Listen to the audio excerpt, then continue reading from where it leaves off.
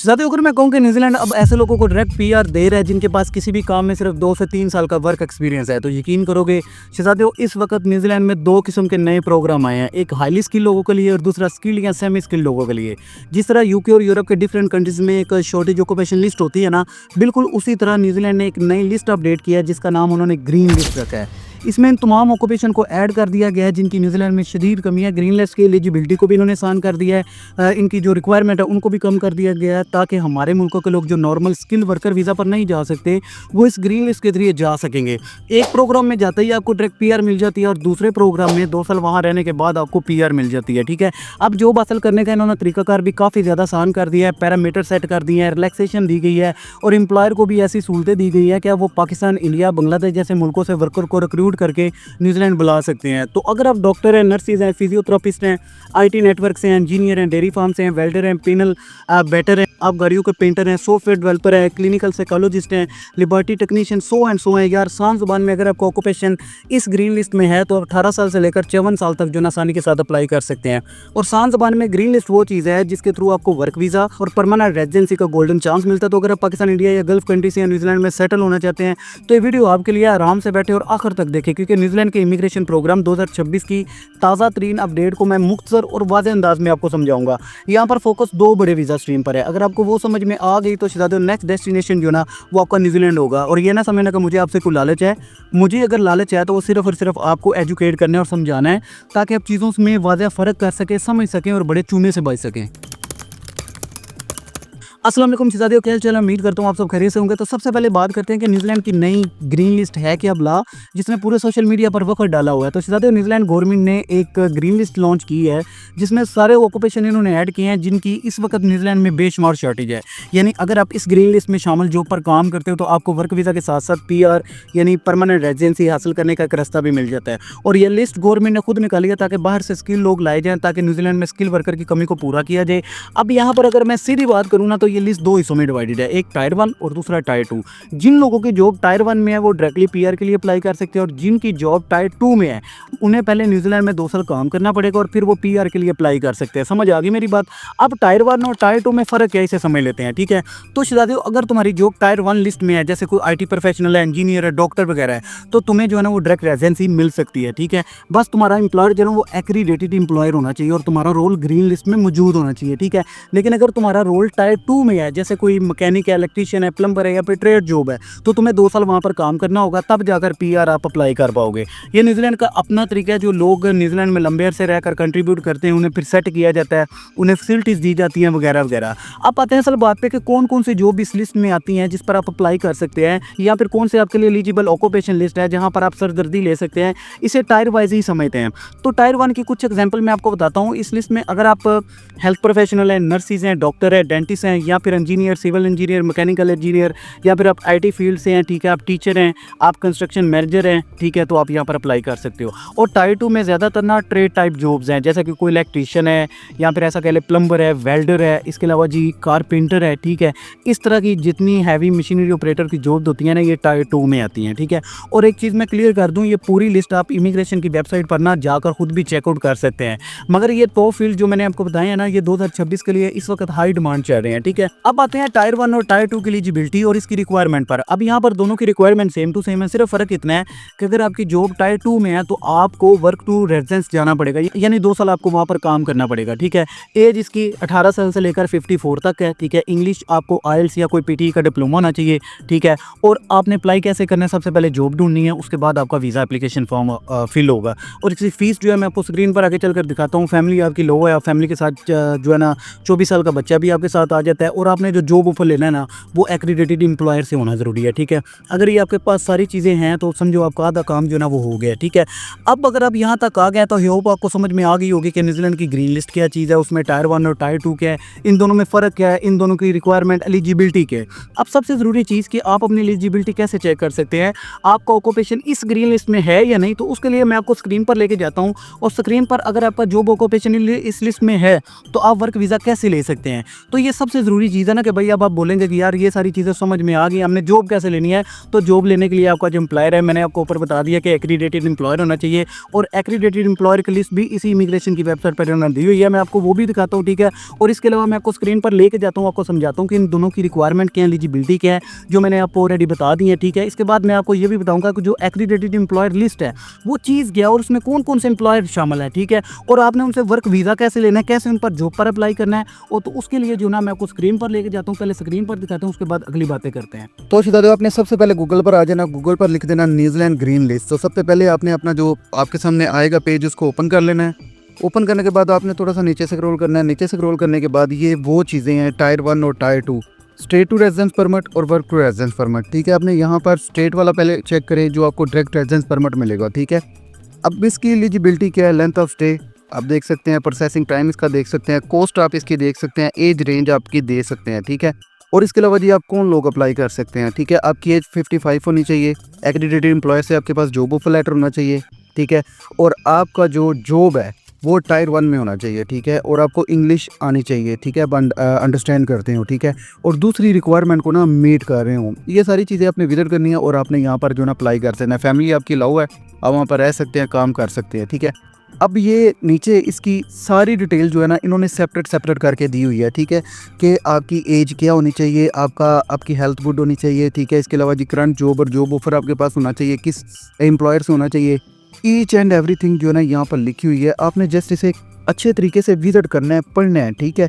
और पढ़ने के बाद फिर आपने अगली चीज़ क्या करनी है वो भी मैं आपको बताता हूँ, ठीक है। ये तो हो गया स्टेट टू रेजिडेंस परमिट का खाता, ठीक है। अब वर्क टू रेजिडेंस परमिट क्या चीज़ है, ये वो चीज़ है जहाँ पर आपको 2 साल काम करना पड़ेगा और आपकी जो जॉब है वो टायर 2 में आ रही हो, ठीक है। ये भी आप ऑनलाइन अप्लाई कर सकते हैं, ठीक है। लेंथ ऑफ स्टे, ठीक है, आपकी एज रेंज 55 होनी चाहिए। इस वीज़े की कॉस्ट आपके सामने है, ठीक है, न्यूजीलैंड डॉलर में। और इसके अलावा जी आप कौन लोग जो है ना अप्लाई कर सकते हैं, ठीक है जी। अब यहाँ पर आप देख लें, एज सेम है, हर चीज़ सेम है, एक्रीडेटेड एम्प्लॉयर होना चाहिए, लेकिन आपकी जो जॉब है वो टायर 2 में होनी चाहिए और आपने 2 साल वहाँ पर काम करना है, ठीक है। उसके बाद जी फिर वही अभी इसकी एप्लीकेशन ओपन है टायर 2 की, आप जब मर्जी अप्लाई कर सकते हैं, ठीक है। और इसके अलावा जी थोड़ा सा नीचे स्क्रॉल करें, ठीक है, कौन लोग अप्लाई कर सकते हैं, टायर 2 क्या है, ये सारी चीज़ें आपने ना अच्छे तरीके से विजिट कर लेनी है। अब ये चीज़ें तो हो गई, अब सबसे ज़रूरी चीज़ ये है कि ग्रीन लिस्ट क्या चीज़ है भाई, उसमें कौन कौन से ऑक्यूपेशन है। तो उसे देखने के लिए भैया आपने थोड़ा वापस आना है। यहाँ पर आप देखें, ये वही ग्रीन लिस्ट है, ये straight to residence permit, work to residence permit, ये आपकी चीज़ें क्लियर हो गई। अब जी यहाँ पर ग्रीन लिस्ट दी हुई है, ग्रीन लिस्ट में कौन कौन सी ऑक्यूपेशन है। तो सबसे पहले जी यहाँ पर देखिए एग्रीकल्चर का काम है, बिजनेस प्रोफेशनल यहाँ पर चाहिए, ठीक है। सिविल मशीनरी ऑपरेटर चाहिए, कंस्ट्रक्शन का काम जो लोग जानते हैं वो कर सकते हैं, इंजीनियरिंग चाहिए, फैक्ट्री वर्कर चाहिए, हेल्थ और सोशल सर्विस चाहिए। और इसके अलावा जी बहुत सारे ऑक्यूपेशन है, आप वन बाय वन इन्हें विजिट करते जाएं, आपके सामने सारी चीज़ें जो है ना शो हो जाएंगी। अब मान लो कि मैंने अपना ऑक्यूपेशन चेक करना है, तो मैं एग्रीकल्चर का काम करता हूँ, ठीक है। मुझे एग्रीकल्चर का काम आता है, उसमें मेरा रोल क्या होगा। तो मैं सबसे पहले अपना रोल सेलेक्ट करूंगा जी। मैं सबसे पहले जी डेयरी फार्म मैनेजर हूं, ठीक है जी। उसके अलावा कीवर्ड आपने सर्च करने कर सकते हैं, सिंपली सर्च वाले ऑप्शन पर क्लिक करें, ठीक है। जैसे ही आप क्लिक करेंगे ना तो उसके नीचे जो ना आपकी जॉब शो हो जाएगी, ठीक है। अगर आपकी इस ग्रीन लिस्ट में अगर आपका ऑक्यूपेशन है तो भाई आपको सिर्फ करना क्या है, जैसे कि ये देखें कि ये एक रोल आया है, ठीक है। जैसे मैंने डेयरी फार्म मैनेजर का सिलेक्ट किया है, इट्स मीन कि ये जो मेरी जॉब है मैनेजर की डेयरी फार्म में वो मेरी ग्रीन लिस्ट में है, तो मैं एलिजिबल हूँ, ठीक है, मैं एलिजिबल हूँ। लेकिन ये जो रोल है वो टायर 2 में आ रहा है, ठीक है। टायर 2 से मुराद आपको पहले 2 साल उधर काम करना पड़ेगा, फिर आप रेजिडेंस पर पहुंचेंगे, ठीक है। अगर आपकी जॉब टायर 1 में आएगी तो मेरी जान के टुकड़ो आप डायरेक्ट अपना होम कंट्री में रहते हुए ही रेजिडेंस परमिट अप्लाई कर सकते हो, ठीक है। ये सर्च करना आपका काम है, मेरा काम आपको सिर्फ एजुकेट करना है, ठीक है। अब जी ये चीज़ तो हो गई, टायर 2 में ये मेरी जॉब आ रही है, मुझे वहाँ पर 2 साल काम करना पड़ेगा, 2 साल में मुझे दूसरी रिक्वायरमेंट को भी मीट करना पड़ेगा, जिसमें सैलरी वेजेस भी हैं, सारी चीज़ें दूसरी भी हैं, रिक्वायरमेंट भी हैं, ठीक है। वो भी इसी वेबसाइट पर आपको सारी चीज़ें मिल जाएंगी, ठीक है जी। अब ये देखिए कि यहाँ पर ना पाथ टू रेजिडेंस लिखा हुआ है, 2 साल आपको वहाँ पर काम करना पड़ेगा, ठीक है जी। आपकी सैलरी इतनी होनी चाहिए, ठीक है, मिड एंड वेज की होनी चाहिए, ठीक है। और उसके अलावा जी ग्रीन लिस्ट रिक्वायरमेंट भी लिखी हुई है कि आपके पास एक्सपीरियंस कितना होना चाहिए, कितना नहीं होना चाहिए, आपको कौन कौन सी चीज़ें चाहिए, ठीक है। इसकी सारी क्वालिफिकेशन और स्किल जो है ना यहाँ पर इन्होंने दी हुई हैं, ठीक है। अब आप कैसे जॉब अप्लाई कर सकते हो? तो जॉब अप्लाई करने के लिए भाई सिंपल सा तरीकाकार है। आप जो है ना, मैं आपको वो बताता हूँ, ग्रीन लिस्ट जो एक्रीडेटेड एम्प्लॉयर हैं, ठीक है। क्योंकि इन दोनों विधों की शराइत पहले ये है कि आपका जो ऑक्यूपेशन है वो ग्रीन लिस्ट ऑक्यूपेशन होना चाहिए, ठीक है। तो हमें जी ग्रीन लिस्ट ऑक्यूपेशन कहाँ से मिलेगा? तो फ़र्ज़ करें वर्क टू रेजिडेंस हमारा हमने चेक कर लिया कि टायर 2 में आ रहा है, तो हमें वर्क टू रेजिडेंस वाले ऑप्शन पर जाना है, दोबारा क्लिक करना है, ठीक है। क्लिक करने के बाद आपके सामने इस तरह का इंटरफेस दोबारा ओपन होगा। आपने थोड़ा सा नीचे आ जाना है, ठीक है। और यहाँ पर ही इन्होंने ना एक लिस्ट दी होगी एक्रीडेटेड एम्प्लॉयर की, ठीक है। आपने क्या करना है, थोड़ा नीचे आना है। यहाँ पर देखिए जी ग्रीन लिस्ट एम्प्लॉयर लिस्ट है, ठीक है। आपने यहाँ पर क्लिक करना है। आपके सामने ये जो जितने भी एक्रीडेटेड एम्प्लॉयर है ना वो आपके सामने शो हो जाएंगे, ठीक है जी। ये एक्रीडेटेड एम्प्लॉयर हैं। अब फ़र्ज़ करें कि मैंने वहाँ पर जो ना एग्रीकल्चर का काम सेलेक्ट किया था या फिर डेयरी फार्म का कह लें, तो मैं उसे सिंपली यहाँ पर सर्च करूँगा, ठीक है। सर्च करने के बाद यहाँ पर देखिए जी मेरे सामने ना कुछ एम्प्लॉयर आ गए हैं। 45 रिजल्ट मेरे सामने आ गए डेयरी फार्म के रिलेटेड के, ठीक है। अब ये देखिए जी अली डेयरी फार्मिंग आ गई है, अंबर डेयरी फार्म, बहुत सारे हैं, ठीक है। अब यहाँ पर ये भी हो सकता है कि कुछ एम्प्लॉयर पाकिस्तानी इंडियंस भी वहाँ पर हों, तो वो भी अब आपको हायर कर सकते हैं, इसमें कोई इशू नहीं है, ठीक है। अब आप इनसे कैसे कॉन्टैक्ट कर सकते हैं? सिंपल सी है ना। तो आपने वहाँ यहाँ पर क्या करना है चला दो। यहाँ पर सिंपल आप कंपनी खोलें, कंपनी का नेम लिखा हुआ है, आप डायरेक्ट इनसे, इनका फ़ोन नंबर भी लिखा हुआ है, इनकी एक्रीडेशन जो एक्सपायरी डेट है वो भी लिखी हुई है, ठीक है। सारी चीज़ें यहाँ पर दी हुई हैं। तो आप इनसे कैसे कॉन्टैक्ट कर सकते हैं? नंबर दिया, नंबर पर कॉन्टैक्ट कर लें, या फिर कंपनी को खोलें, कंपनी के कैरियर पेज पर जाएँ, ठीक है। और कैरियर पेज पर जाने के बाद वेब सर्च करें। वेब सर्च पे आने के बाद ये देखिए जी आ गया। इनके कैरियर पेज पर जाकर आपने जो है ना अपनी जॉब को अप्लाई करना है, ठीक है। और जॉब को कैसे अप्लाई करना है वो मैं ऑलरेडी हर वीडियो में आपको बताता हूँ। आपके पास उसके लिए सीवी और कवर लेटर होना चाहिए, ठीक है। सीवी और कवर लेटर के साथ आप ये डेयरी के रिलेटेड 45 कंपनीज आई हैं, ठीक है। इसी तरह दूसरे आपके जितने भी ऑक्यूपेशन होंगे, जैसे कोई वेल्डर है या कोई कंस्ट्रक्शन का काम करता है, कोई नर्स है, कोई डॉक्टर है, उसी तरह उसके सारे ऑक्यूपेशन आते जाएंगे। आपने 1 बाय 1 हर कंपनी पर ना अप्लाई करना है। अप्लाई करने के लिए अच्छे फॉर्मेट में आपके पास न्यूजीलैंड फॉर्मेट में सीवी और कवर लेटर होना चाहिए, ठीक है। आपने उसमें अच्छे कीवर्ड ऐड करने हैं। इसके अलावा आप जो है ना सीक पर जॉब सर्च कर सकते हैं, अपना लिंक्डइन का अकाउंट बना सकते हैं, इंडीड पर अकाउंट बना सकते हैं, बेशुमार ऑप्शन है। अब ये सारी चीज़ें आपको समझ में आ गई, ठीक है। तो जॉब कैसे अप्लाई करनी है वो भी मैंने आपको बता दिया। आप इसके जितने भी लिंक है ना मैं डिस्क्रिप्शन में लगा दूंगा, आपने वहाँ पर जाना है, अपने सीवी और कवर लेटर के साथ अप्लाई करना है। जी तो शहजादे स्क्रीन पर आपने देख लिया कि पूरा सिस्टम कैसे होता है। आपने अपनी एलिजिबिलिटी को कैसे चेक करना है, अपने एम्प्लॉयर को आपने कैसे चेक करना है, ठीक है। और वर्क वीज़ा कैसे अप्लाई करना है, ठीक है। अब वर्क वीज़ा तो तब भी मिलेगा ना जब आपके पास कोई जॉब ऑफर लेटर होगा। और मैं हमेशा कहता हूँ किसी भी कंट्री के वर्क वीज़ा के लिए जो मोस्ट इंपॉर्टेंट चीज़ होती है ना वो होती है जॉब ऑफर लेटर, ठीक है। वो भी मैंने आपको स्क्रीन पर बता दिया, ठीक है। और अब यहाँ पर ना हम लोग कुछ गलतियाँ करते हैं। वो गलतियाँ कौन कौन सी हैं जिसकी वजह से हमारी जो है ना रिजेक्शन होती है? हम अपनी सीवी ठीक नहीं बनाते, ठीक है। हमें जो है ना डिफरेंट प्लेटफॉर्म से फेक जॉब ऑफर लेटर मिल जाती हैं। हम कंपनी को हमको पता ही नहीं होता, ठीक है। अब यहाँ पर हमें ये भी नहीं पता होता कि हमने किन एम्प्लॉयर को टारगेट करना है, ठीक है। तो जो जैसे मैंने आपको स्क्रीन पर समझाया ना सेम टू सेम अब ही करना है। अब सबसे ज़रूरी चीज़, सबसे पहले आपने क्या करना है, अपनी ग्रीन लिस्ट को चेक करना है। अगर आपका ऑक्यूपेशन ग्रीन लिस्ट में है तो आपने ये देखना है कि टायर 1 या टायर 2 में है, ठीक है, किस टायर में आ रहा है, ठीक है। फिर उस हिसाब से आपने अपने एम्प्लॉयर को सर्च करना है, अपने एम्प्लॉयर को टारगेट करना है। तो ये सारी चीज़ें जो है ना आपने करनी है, ठीक है। अब यार यहाँ पर सिंपल सा तरीका कर रहा है। सबसे पहले अपनी ग्रीन लिस्ट चेक करनी है, अपनी एलिजिबिलिटी चेक करनी है, आपकी जो जॉब है वो उसमें आ भी रही है या नहीं ग्रीन लिस्ट में, ठीक है। उसके बाद वहाँ पर एम्प्लॉयर भी हैं जो मैंने आपको स्क्रीन पर दिखा दिया। आपने वहाँ पर जाना है, सिंपली वहाँ अपने सीवी और कवर लेटर के साथ अप्लाई करना है, ठीक है।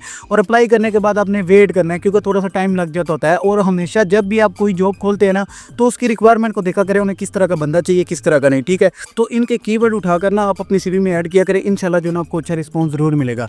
आई होप आज की वीडियो काफ़ी ज़्यादा आपके लिए हेल्पफुल होगी। चैनल पर नहीं है तो लाइक और सब्सक्राइब लाजमी कर देना। मिलते हैं एक नई इन्फॉर्मेशन के साथ। Thanks for watching. और मुझे आपने कमेंट में ज़रूर बताना है कि आपका ऑक्यूपेशन किस लिस्ट में आ रहा है, टायर 1 में आ रहा है या टायर 2 में आ रहा है। फिर इसके अलावा आपका कोई और सवाल हो तो आप मुझे कमेंट सेक्शन में पूछ सकते हैं, मैं आपको इंशाल्लाह जो है ना रिस्पॉन्स ज़रूर करूँगा।